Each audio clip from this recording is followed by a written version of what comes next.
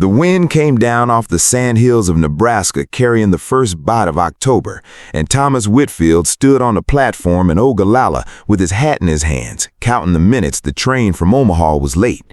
14 minutes, then 20. His boots were cold through the soles, and his jaw was tight, not from the weather, but from the letter folded in his coat pocket, read so many times the creases had gone soft as cloth. He had a homestead 11 miles north, 600 head of cattle, 3 hired men who ate like locusts, and a house that had gone quiet 4 years back when the fever took his first wife. He was not a man who asked for help easily. It had taken him the better part of a year to write to the settlement agency in Omaha, and another month after that to convince himself not to tear their answer into pieces. The letter he'd sent had been plain. Reliable housekeeper wanted. Widow preferred. Fair wages, private room, respectable household. He hadn't written the word alone. He'd supposed a stranger reading it would understand anyway. The train finally groaned into the station, and Thomas watched it empty. A peddler with a case of tin goods, 2 land agents in city coats, a preacher and his wife heading west, and then a woman stepped down holding a boy by each hand, with the third boy close behind, carrying a bundle nearly as big as himself, and she crossed the platform the way water crosses a field after rain, unhurried, but going exactly where it meant to go. She stopped in front of him. She was younger than he'd pictured, dark-eyed, her hair pinned back tight beneath a gray bonnet, and she looked at him the way a person looks at a fence line before deciding whether to trust it. Mr. Whitfield? Not a question. Mrs. Prescott? He looked past her at the boys. These are your sons? Daniel, Samuel, and Charlie. She said their names like she was placing stones in a wall, careful, permanent. Something in the way she said it made Thomas go still. They told me too. Ellen Prescott's mouth tightened, but her eyes didn't waver. I told them 3. What they chose to write to you, Mr. Whitfield, is a matter between you and them. He looked at the boys a long moment, the oldest almost to his shoulder already, the middle one watching him with open curiosity, the smallest gripping his mother's skirt with one fist. Then he picked up the biggest of her trunks without another word and said, "Wagons this way." She picked up the second trunk before he could reach for it. That was the whole of it. Neither of them thought in that moment to ask the one question that would have spared them both a hard 3 weeks ahead. Thomas Whitfield believed he had hired a housekeeper. Ellen Prescott believed she had come to be a wife. The agency, as it would later come out, had written 2 different letters to 2 different people and told each of them only half the truth. The ride to the homestead took better than 2 hours over rutted road. Samuel, the middle boy, talked the whole way about a dog he'd seen at the depot in Omaha, about a man who lost his hat out the train window, about whether Nebraska had bears. Thomas answered when an answer was needed and let the rest wash past him. He learned long ago that some people feel silence the way rain fills a dry creek bed, and there was a comfort in it he hadn't expected to miss. Charlie, not yet 5, fell asleep against his mother's shoulder before they'd gone 3 miles. Daniel, 15 and solemn, sat in the wagon bed and watched the back of Thomas's neck the way a man watches a stranger dealing cards.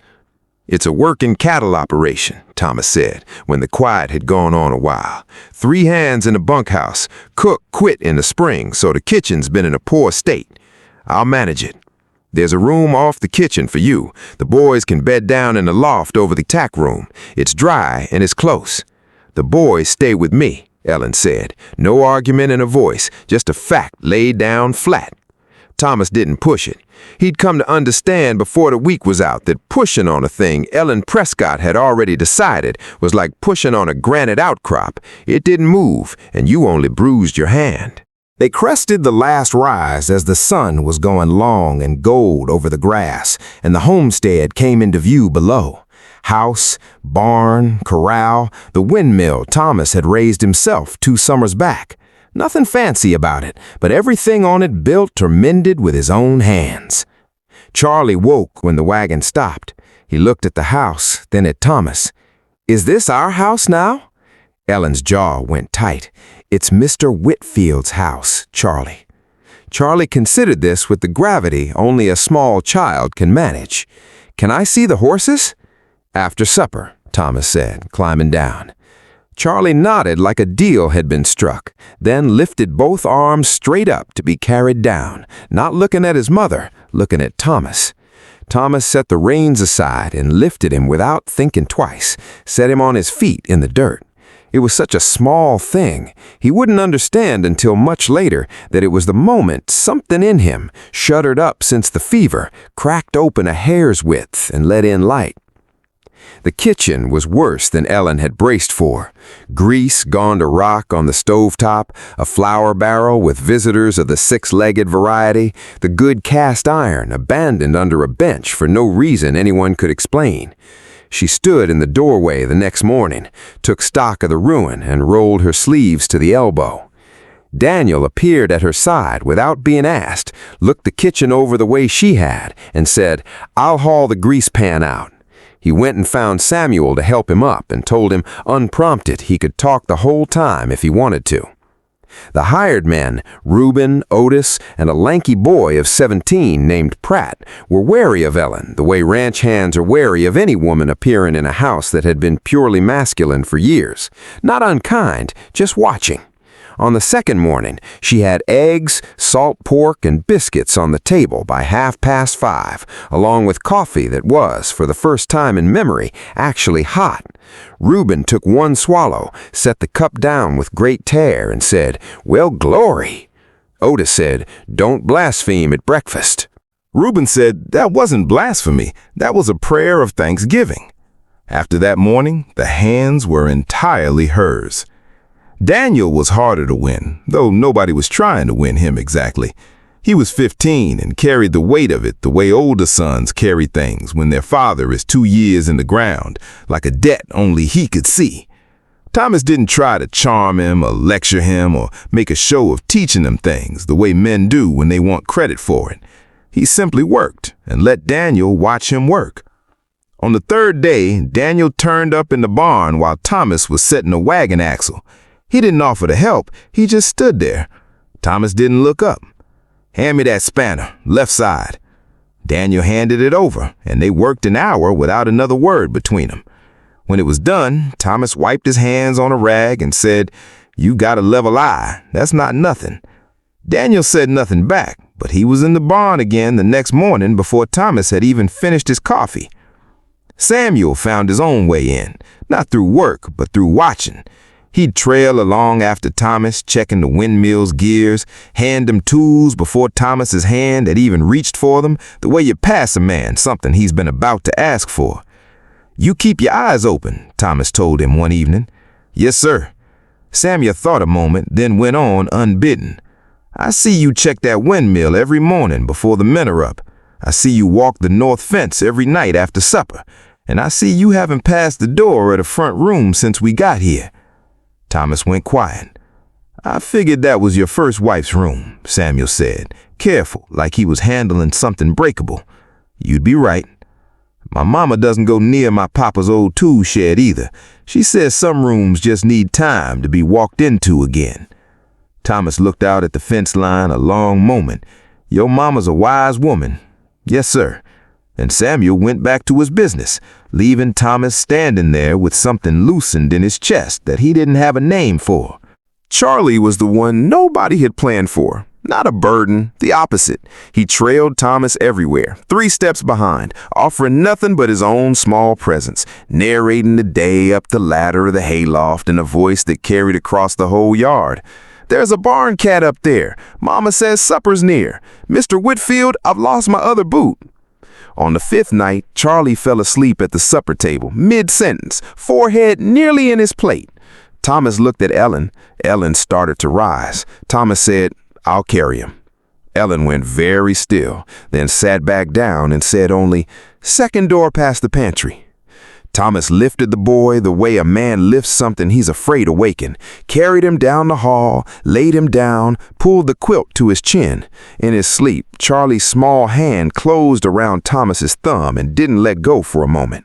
Thomas stood there longer than the moment required. When he came back to the table, Ellen was studying her coffee like it held an answer to something. Days went on that way. Samuel talked, Daniel worked, Charlie followed. Ellen ran the house like a woman who had decided, somewhere deep down, that this might finally be a place worth the running of it. Every morning before first light, she stood at the window of the room she shared with her 3 boys and looked out at the dark shape of the barn and thought, this is a good place, and then remembered what the agency had promised her and what she'd promised her sons and what she still hadn't confirmed with the man down the hall. She'd been waiting 10 days for the right moment to raise it. There was no right moment. It was only the wrong one and then another wrong one after that. On the 11th day, Thomas found an envelope on his desk that he hadn't put there, already opened, addressed to Ellen Prescott. He didn't read it. He found her in the kitchen, up to her elbows in onions and a pot that smelled like something worth waiting for. "There's a letter on my desk addressed to you." She dried her hands and walked past him without a word. She read it standing in the little office. Her face didn't do much while she read. She had the kind of face that had trained itself to stay still through worse. When she finished, she set it down. "Something wrong?" "No." A pause. "Yes." Another pause. "Mr. Whitfield, when you wrote the settlement agency, what exactly did you ask them for?" Housekeeper." He hesitated. "Widowed, fair wage, room and board." She held the letter out. He read it. It was from the agency confirming that Mrs. Ellen Prescott had been matched with a suitable widower, Mr. Thomas Whitfield of Keith County, Nebraska, for the purpose of a domestic arrangement with intent toward marriage. With intent toward marriage. Thomas set the letter down like it might scorch the desk. Ellen said, "I told my boys we were going to a home. I told Charlie there'd be a man who wanted a family." Her voice caught, just barely, and she pressed her lips together and started again. "I told Charlie he'd have a ranch to grow up on." Thomas looked at the window, the floor, anywhere but her. "I'll write the agency." "Yes," she said. There was a silence that had weight to it. She folded the letter into her apron pocket and went back to her onions. Thomas sat alone in the office a full minute, thinking of Charlie's fist around his thumb, of Daniel handing up the spanner without being asked twice, of Samuel saying some rooms just need time. He picked up his pen. He put it back down. He never wrote that letter. That evening, while Thomas was out walking the fence, Ellen sat her 3 boys down and explained plainly and without tears that there'd been a misunderstanding, that they were here as staff and not as family, and that they'd stay the winter and find something else by spring. Daniel went very still, which was how he showed things. Samuel asked 5 practical questions. Charlie said, "But I like it here." Ellen said, "I know, baby." Charlie thought about it and asked, "Does Mr. Whitfield know it was a mistake?" "Yes." "Did you ask him what he wants?" Ellen didn't have an answer for that. 3 days later, the mail brought a second letter, this one from a schoolhouse in North Platte, where Ellen had written back in August, before Omaha, before any of this, because she was a woman who never staked everything on one road. They were offering her a post teaching primary grades with a small attached residence, 2 rooms, enough for a mother and 3. Sons and wages better than what she made at the ranch. They needed her answer within 2 weeks. She didn't show it to the boys. She didn't tell Thomas. She hid it at the bottom of her trunk under her winter stockings and tried to think clearly, which turned out to be harder than she expected, because the trouble wasn't Thomas exactly. It was the whole shape of this place. The cold mornings, the particular hush of the prairie at dusk, the hands who'd started calling her ma'am like they meant it, the kitchen she'd turned back into a kitchen with her own 2 hands. She had let herself feel, without permission, that this was home. Thomas noticed the letter had come, because underneath his plainness, he was a man who noticed things. Which horse was off its feed, which fence post had gone soft, when something in his house had shifted. Ellen was still capable, still present, but there was something working underneath her stillness now that hadn't been there before. He didn't ask. It wasn't his place. He'd made that clear with staggering foolishness a few days back, and he'd been turning the memory of it over ever since, listing everything he should have said instead and hadn't. 8 days before her answer was due, Daniel found Thomas in the barn. "Mama's been writing letters, one long one, wrote it twice." He picked at a piece of straw. "She cried a little last night. Doesn't know I heard. She never cries in front of us." Thomas said nothing. Daniel went on. "She thinks she has to go, thinks she's not supposed to be here." He was quiet a moment, working something over. Then, "Charlie hasn't had a single bad night since we came here, not one. He had one every night at the last 2 places we stayed. Mama thought it was something wrong with him." Thomas had nothing to say to that. Daniel stood to go, then stopped at the door. "She's thinking of North Platte, if that matters to you." Then he was gone. Thomas stood in the barn a long while as the wind picked up outside and the first clouds of a coming snow gathered over the bluffs. Then he set down the harness in his hands and went into the house. Ellen was at the kitchen table with paper and a pen. She didn't look up when he came in, or if she did, she gave no sign. "Ellen," she turned. Her eyes were steady on his. "The agency made a mistake," he said, "but they weren't wrong about what I needed." He stopped, tried again. "This house hasn't run this well since—" He stopped a second time, looked up at the ceiling the way he did when words wouldn't behave. "I'm not talking about the house." Ellen set the pen down slowly. "Wherever you're going," Thomas said, "I can't stop you and I won't try, but I want to know what you want, not what makes sense on paper, what you want." "What do you want, Thomas?" "I know what you want. I want you to say it." "I want you to stay," he said, "all 4 of you, as family." Ellen looked at the paper in front of her, then at the window, then back at him. "Give me the night," she said. He nodded and went back out to the barn, into the cold, and didn't sleep much. Before first light, Thomas came into the kitchen to find the stove already lit, biscuits already in the oven, and Ellen nowhere in sight. He was pouring his coffee when the back door opened, and she came in from outside, shawl pulled tight, breath showing white in the cold morning air. She looked calm, the particular calm she wore only once a decision had settled all the way down. "I wrote to North Platte," she said, turning the biscuits without looking at him, thanked them and declined. A pause. "I wrote to the agency, too, told them the arrangement stands." Outside, gray light was climbing over the bluffs, and somewhere in the barn, one of the hands was already moving about his morning chores. Thomas set down his cup, crossed the kitchen, and took her face gently in both hands. "Thank you," he said. "Don't thank me," she said. "I didn't stay for you." He raised an eyebrow. "Charlie hasn't had a single bad night since we got here," she said. And something in Thomas broke open into a laugh, a sound so rare it startled them both, and Ellen looked at him like she was memorizing it.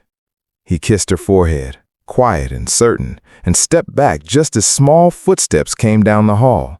Charlie appeared in the doorway, blanket dragging behind him, hair every direction at once. He looked between the 2 of them. "Are we staying?" Ellen looked at Thomas. Thomas looked at the boy. "Get your boots," he said. "I'll show you how the horses get fed before breakfast."